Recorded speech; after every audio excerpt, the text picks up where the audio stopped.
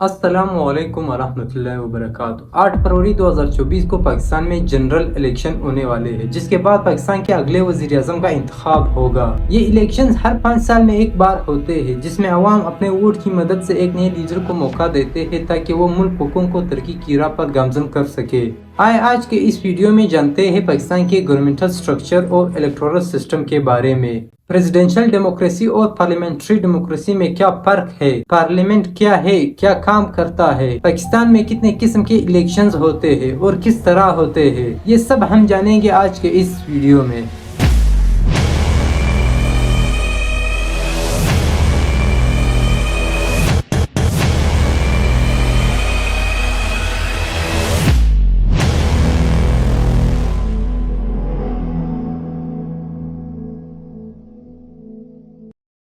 दुनिया में आम तौर पर 2 किस्म के हुकूमत होते हैं, एक डेमोक्रेटिक और दूसरा मोनार्की।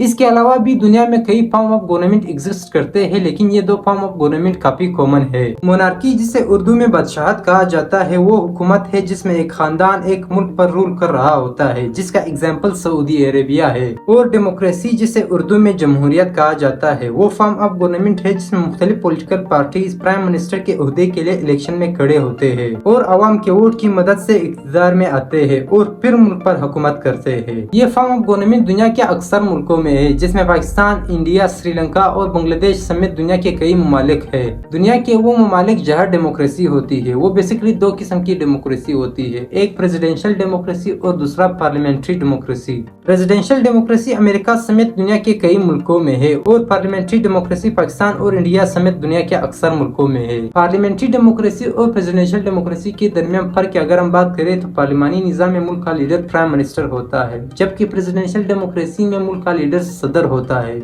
और भी कई डिफरेंसेस हैं जो आप इस चार्ट से देख सकते हैं।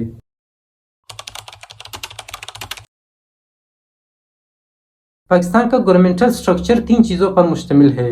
एक है एग्जीक्यूटिव गवर्नमेंट, जिसमें प्राइम मिनिस्टर होता है और उसकी फेडरल कैबिनेट होता है, जिसमें मिनिस्टर्स और एडवाइजर्स होते हैं। दूसरा है पार्लियामेंट, जिसमें सदर, सेनेट और नेशनल असेंबली होती है और नेशनल असेंबली में प्रोविंशियल असेंबलीज होती है। तीसरा है अदलिया, जिसमें सुप्रीम कोर्ट होता है। सुप्रीम कोर्ट में फेडरल शरीयत court, provincial court, high court और मुहतसिब होता है और प्रोविंशियल कोर्ट्स में सिटी कोर्ट होते हैं। ये पाकिस्तान का एक बेसिक गवर्नमेंटल स्ट्रक्चर है। अब जैसे हमने बात की कि पाकिस्तान एक पार्लियामेंट्री डेमोक्रेसी है, तो यहाँ मुल्क के नुमाइंदों को मुंतखब करने के लिए इलेक्शंस होते हैं। पाकिस्तान इलेक्टोरल सिस्टम की अगर हम बात करें तो पाकिस्तान में 5 किस्म के इलेक्शंस होते हैं। एक है जनरल इलेक्शंस, ये वो इलेक्शंस है जिसमें मुल्क के प्राइम मिनिस्टर को इलेक्ट किया जाता है।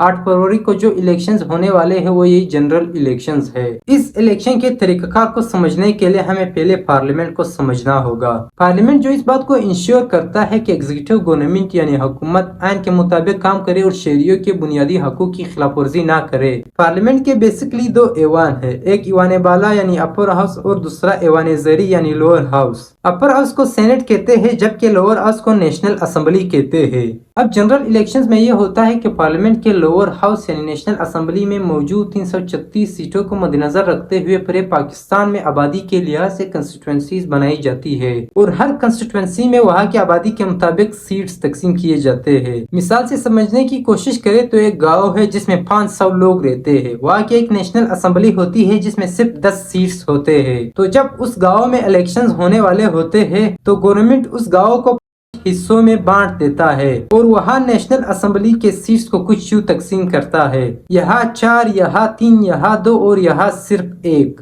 अब आपको लग रहा होगा कि ये हिस्सा सबसे छोटा है, लेकिन फिर भी इस हिस्से को 4 सीट्स दिए गए हैं, जबकि जो हिस्सा सबसे बड़ा है वह तो सिर्फ 1 सीट है। वो इसलिए क्योंकि गांव के सिर्फ इस हिस्से में 200 लोग रहते हैं, यानी यहाँ की आबादी ज्यादा है, इसलिए यहाँ 4 सीट्स है। और ये हिस्सा जो सबसे बड़ा है लेकिन फिर भी यहाँ 1 सीट इसलिए है क्योंकि यहाँ की आबादी सिर्फ 50 है। इसी तरह चारों हिस्सों में आबादी के लिहाज से सीट्स डिस्ट्रीब्यूट किए गए हैं। सेम इसी तरह पाकिस्तान के केस में भी है।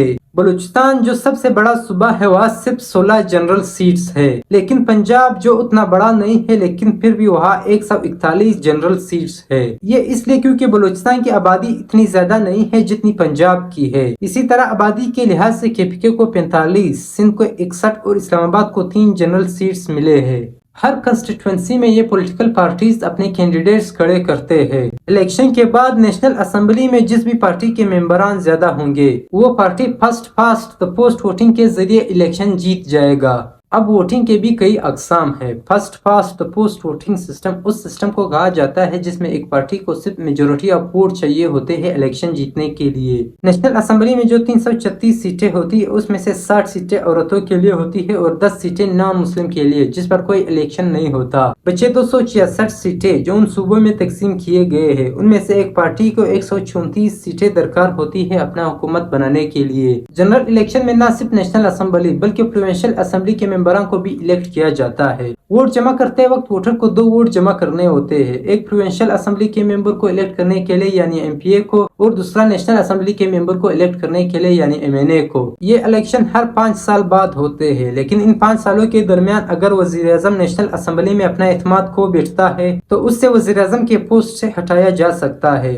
اس کا ایک ایگزامپل عمران خان ہے جو نیشنل اسمبلی میں اپنا اعتماد کھونے کی وجہ سے ہٹایا گیا تھا۔ اس کے علاوہ جب حکومت عین کے مطابق نہیں چل پا رہی ہوتی ہے تو پاکستان کے صدر کو قانونی طور پر یہ اختیار حاصل ہے کہ وہ نیشنل اسمبلی کو تحلیل کرے۔ ان کیس اگر نیشنل اسمبلی تحلیل ہو گئی تو نگران حکومت ملک کو چلانے کی ذمہ داری سنبھالتا ہے۔ اسی طرح جب صوبائی اسمبلیاں تحلیل ہوتی ہے تو ایک نگران وزیر اعلیٰ صوبے کو ہیڈ کرتا ہے اور اس انٹرم گورنمنٹ کی ٹرم صرف 3 ماہ ہے۔ پاکستان کے آئین کے مطابق ایک آدمی بیک وقت نیشنل اسمبلی اور پروونشل اسمبلی کا ممبر نہیں بن سکتا۔ تاہم اگر نیشنل اسمبلی تحلیل ہو گئی تو 90 دنوں کے اندر جنرل الیکشن کا انعقاد ضروری ہے۔ نیشنل اسمبلی میں جو 70 سیٹس عورتوں اور نان مسلمز کے لیے ریزرو کیے جاتے ہیں، الیکشن کے بعد جس بھی پارٹی کے نیشنل اسمبلی میں جتنے سیٹس ہوتے ہیں اسی کے مطابق یہ ریزرو سیٹس بھی ان میں تقسیم کیے جاتے ہیں۔ جس پارٹی کے نیشنل اسمبلی میں زیادہ سیٹس ہوں گے اس کو زیادہ ریزرو سیٹس ملیں گے جس پر وہ پارٹی اپنے فیمیل کینڈیڈیٹس اپوائنٹ کر سکتے ہیں، اور جس پارٹی کے کم سیٹس ہوں گے نیشنل اسمبلی میں اس کو کم ریزرو سیٹس ملیں گے۔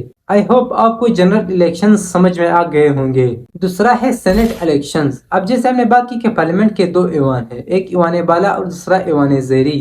ایوان زیری یعنی نیشنل اسمبلی کے الیکشنز تو جنرل الیکشنز میں ہو جاتے ہیں، لیکن ایوان بالا یعنی سینٹ کے اپنے علیحدہ الیکشنز ہوتے ہیں۔ اب چونکہ نیشنل اسمبلی میں ان ایکول ڈسٹریبیوشن آف سیٹس موجود ہے جس سے بلوچستان کو صرف 16 اور پنجاب کو 141 جنرل سیٹس ملی ہے، بھلے ہی ایک صوبے کی آبادی زیادہ ہے اور دوسرے کی کم ہے، صوبے تو دونوں ہے۔ اب یہ بات صرف ہمیں نہیں بلکہ پاکستان گورنمنٹ کو بھی انفیئر لگی، لیکن اس پالیسی کے بغیر الیکشن ہو بھی نہیں سکتے تھے۔